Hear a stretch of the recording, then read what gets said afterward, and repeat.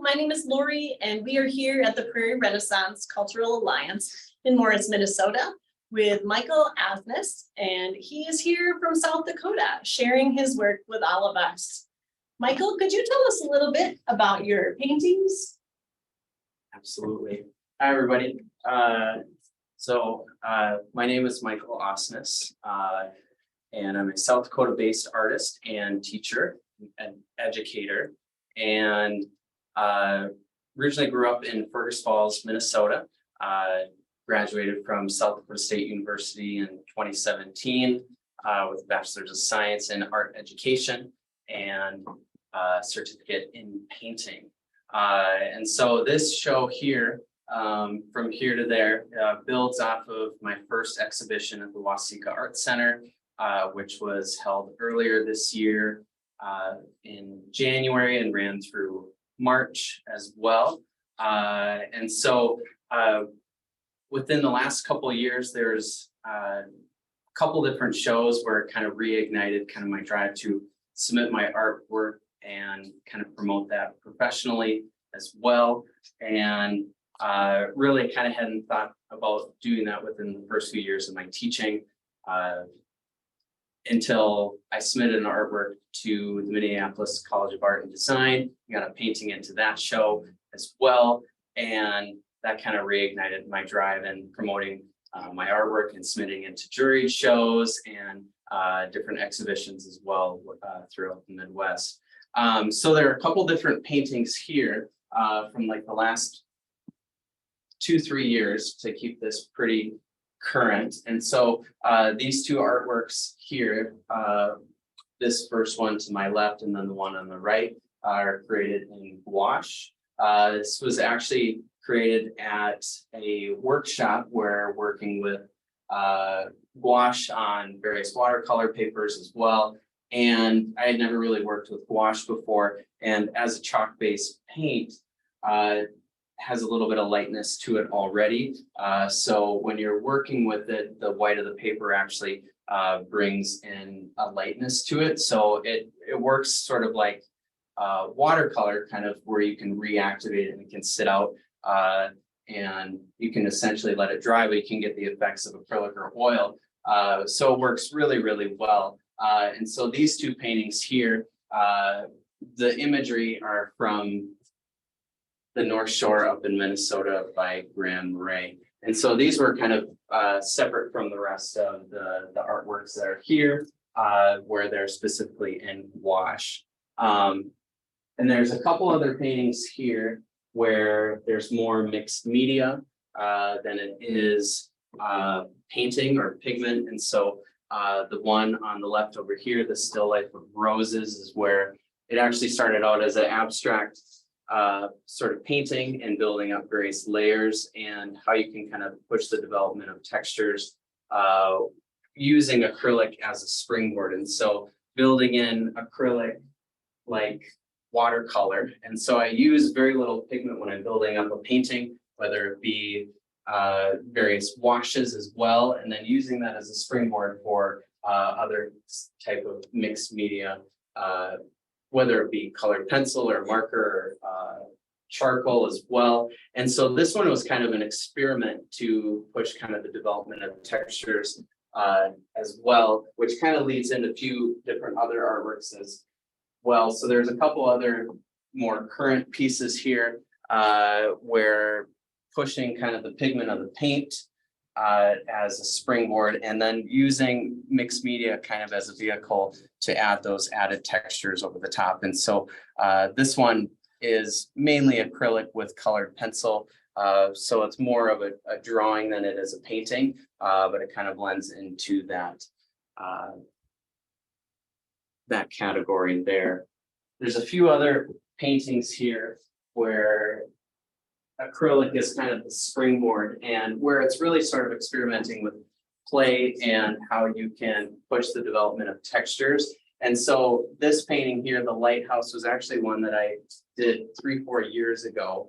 And I started it out and actually the painting got punctured and I left it, and it actually sat for a very long time, 3-4 years. And I was like, oh, I need to finish that painting. And so I eventually brought it out this past fall and began to kind of push and work on the painting again. And so adding the different acrylic layers in there, and over the top for the metal, I actually used a ballpoint pen. And so I usually primarily like to work on wood or panel compared to canvas, because you can really, whether you use colored pencil or whether it be marker, you can really kind of push on the material itself. And so which kind of leads into the next painting over here. This one has 3 different points of perspective.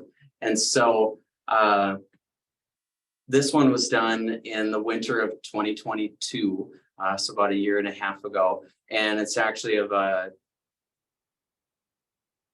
staircase kind of outdoor deck of the house that I grew up in. And so kind of a lot of the paintings that I do push into different memories or different unique viewpoints and things that kind of is, I'm not searching for compositions. It's kind of where compositions kind of arise. And so, the artist Chuck Close, photorealistic painter, he just passed away a couple of years ago. He always said, inspiration is for amateurs. He said, the rest of us just get to work. And so it's kind of always continuing to work on one painting and continuing to chip away. And so this was created throughout the duration of a week. And so I kind of set a time crunch there and started out as a strong kind of drafting for the painting to kind of serve as well. And so went through a ton of different drawing phases in there, trying to get all the different points of perspective in there, and then starting to layer in my underpaintings as well. And so when developing an underpainting of the underlying layers, within that, I usually use a little bit of ultramarine blue and burnt umber within that, and then just focusing on my light and figuring out my midtones and my darks, and not really worrying about color, letting that come later. And so that one was a really, really fun one to work on. It was exhausting by the time I was done with it. I probably put maybe, I don't know, 40 hours into it. I was exhausted and ready to work on another painting. And so those are kind of the more mixed media type of paintings. And I wanted to talk about one other one over here as well. And so this still life of peppers over here was done in 2020. And so this one, I was really kind of pushing for like almost a hyper realistic type painting. And so a little bit over the top and trying to push a lot of the lights and the darks, it really kind of trying to see how much can I push into that as well with the acrylics. And so kind of bouncing off of that one, I'll talk about this painting over here. And so this one was done in the fall of 2022. And so this was called Looking Back. And so it's a still life of my chair and my apron from teaching. And so throughout my years of teaching, I have an apron that I like to wear. And so I always have it, and whenever my hands have paint or clay on it, I just wipe it onto the apron there. And so there's so many years of layers within that, and every day when I'm done with it, I hang it on the end of my chair, and my students see that, and so they get to they know that, they recognize it. And so I just thought it was a really fun narrative, just from a still life point of view, and with all the different textures in there. And so trying to, it's almost figurative too with, the apron. And so, but it's bringing life to this tangible object, to this artifact that, gets used every single day, and people recognize that. And so that one was really kind of fun to work on and push the layers. And that was also done throughout the duration of a week as well. And trying to put a time crunch on how much you work on a painting as well. And later on from that, in my last show at the Waseca Art Center, about 2-3 days prior to that, I did a self-portrait. And so that one I actually did about a week before my show went up, and I had 15 pieces in that show. And it was a really big show, and I had a lot of bigger artworks as well, where they're, you know, 2 feet by 4 feet. And I thought it'd be a really good idea to crank out a painting before the show goes up. And so I spent a lot of time in the studio, and I put a time crunch on it. And it had been a few years since I had done just a self-portrait, and I usually stayed away from those in painting classes, you know, when I was a student. And I thought, well, it's time. And so I put a time crunch of about 2-3 days on it. And really the drawing was done with mainly an underpainting, just taking a little bit of burnt umber and ultramarine blue and starting to draw everything out. And so there's actually no pencil in it, but it's all paint and all pigment. And so I call it a continuous search, where you're kind of finding everything out and you're drawing it out, trying to figure out your proportions and your viewpoint and your perspective, and making sure everything's kind of accurate. But the underpainting works really, really great, because then you can erase the paint, you can erase the pigment with a little bit of water, and you can also kind of build over it because it's very loose washes. So that one was done within the matter of 2-3 days, and that was able to go in my previous show as well. Are there any questions?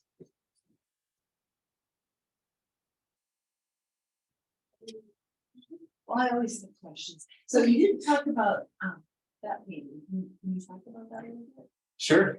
Yeah. So this one was kind of a really fun one to work on. It was actually it was created throughout several years. And so I had all these different collections of pieces and different artifacts and things from different exercises. And it was really fun to kind of experiment with them. So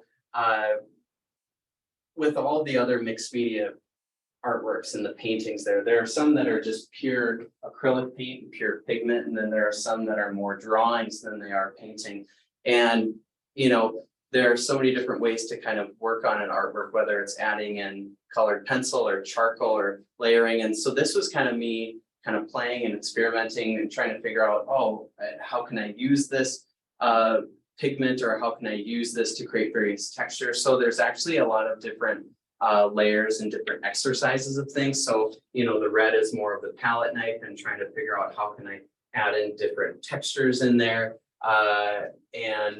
And so it's very non-representational, because there are things you can kind of pick out in there, whether it's the circular shapes, and the blue circles are actually imprints from like cans, and, you know, trying to figure out and cutting those out. And then the background charcoal paper is actually imprinted from like coins. And so laying out all of these coins and then taking paper and imprinting it almost like printmaking. And so you're layering over the top. And so there are some kind of Sharpie and charcoal kind of outlining various things. So it's me trying to figure out, how does the medium interact with the pigment of the acrylic paint? And so learning from all these different things and kind of collecting these different artifacts and bringing them together. So this was kind of an exercise in figuring out how it interacts with the paint itself and the rest of the mixed media artworks. And so I took all these different kind of collections of things and kind of collaged them together. And so this was kind of new territory for me. I had kind of had all these different collections and different really, you know, memories of things and how to bring those together. And so I thought that would make a really kind of fun visual history for a piece. And so, but it's very different than the rest of the representational paintings that are. That's why I was curious, because it is, but it works. Yeah. Really well.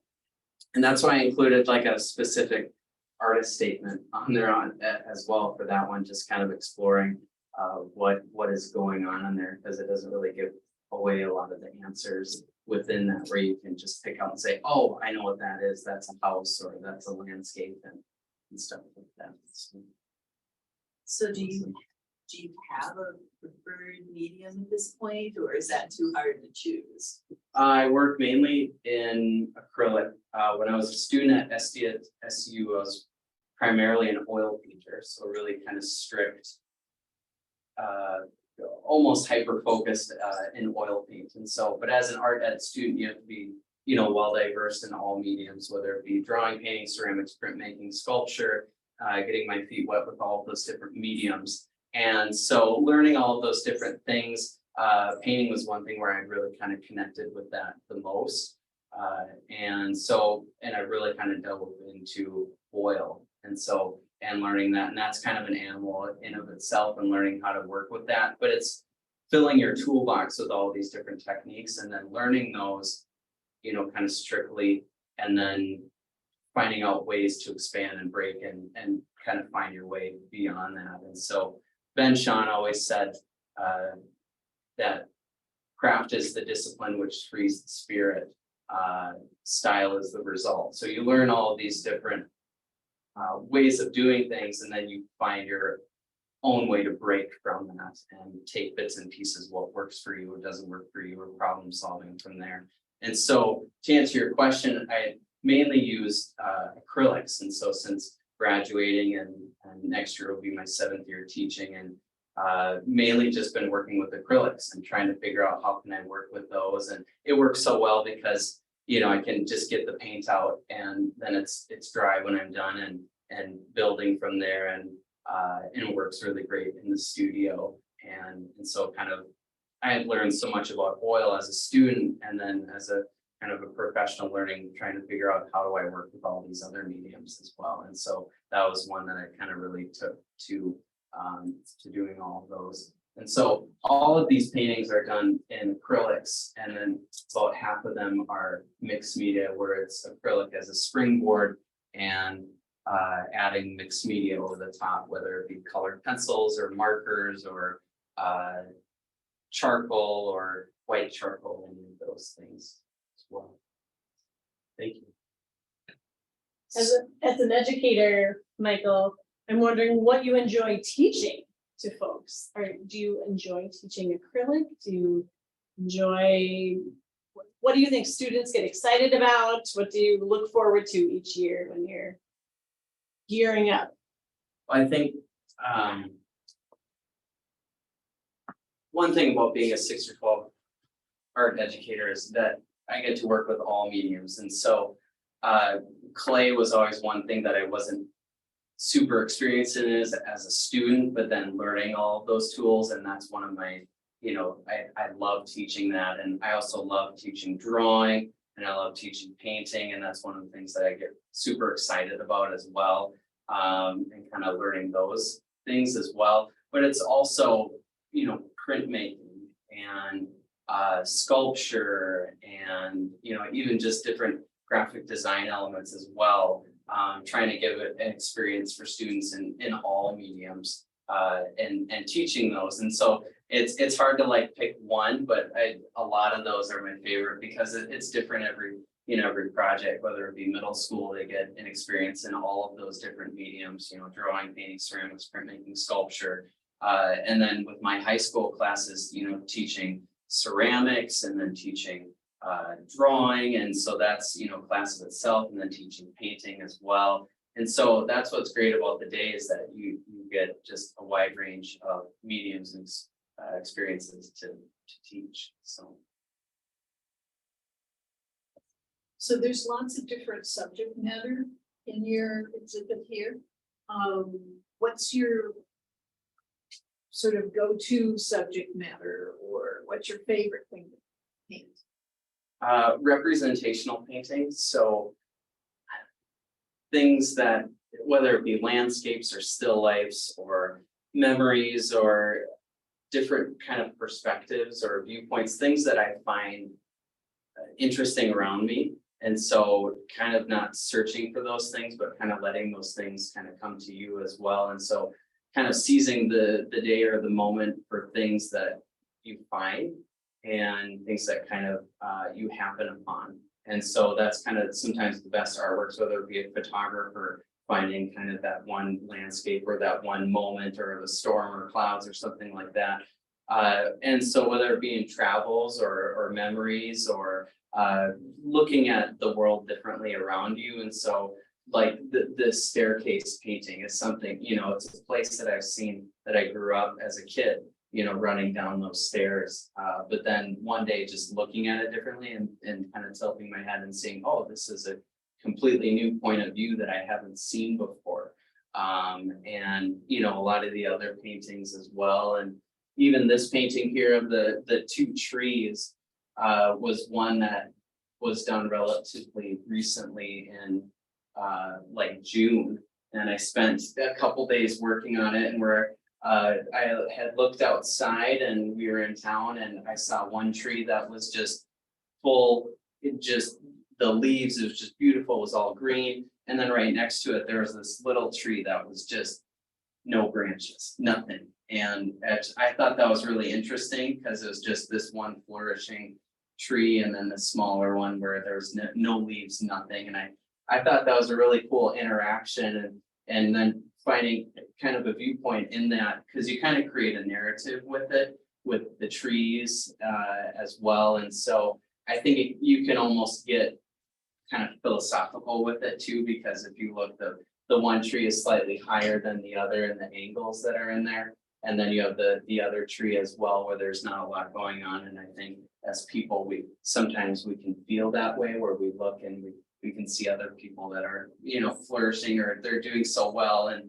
it might not be as they seem. And so, but just kind of different viewpoints and looking at things differently within kind of the realm of, representation of different places or things as well. Other questions that folks have? I always am curious about, do you have a what next? Like you said, you've been experimenting and you were sort of, pushing in some different directions. So do you have like a what's next? Sort of. There's always, there's always working on a painting, always working on the next thing. And it's a refine, good, better, best. And so I'm the type of person where I'm a sponge, where I'm always constantly trying to learn, trying to get better, trying to, always push as much as I can. And so there's always paintings that are meant to be done, and you work on them. And I even had a couple that were going to be done for the show here that I didn't quite get done. And so they're always there and kind of continuing to chip away, never really kind of satisfied with where you're at, kind of always trying to get better. And I always think it's so good as an artist to not get stagnant or stuck in kind of a medium or a subject matter or a type of a way of doing thing. I think as artists and teachers, we're always meant to grow and evolve, and we're always kind of continuing lifelong learning. And so there are a lot more kind of paintings, things that I want to do, and continuing to apply to different shows and different exhibitions, and continuing to kind of promote that way. So it's kind of building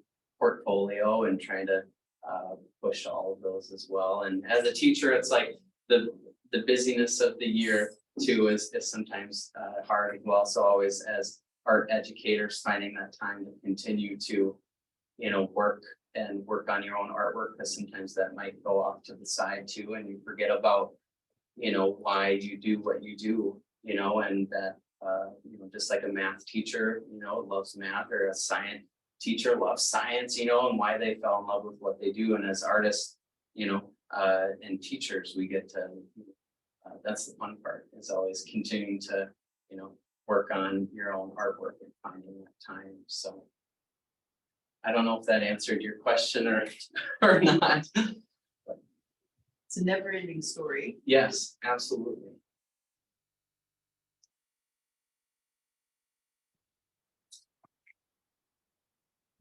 Mike, thank you so much Yes, for thank talking you. about your work here and sharing this with us.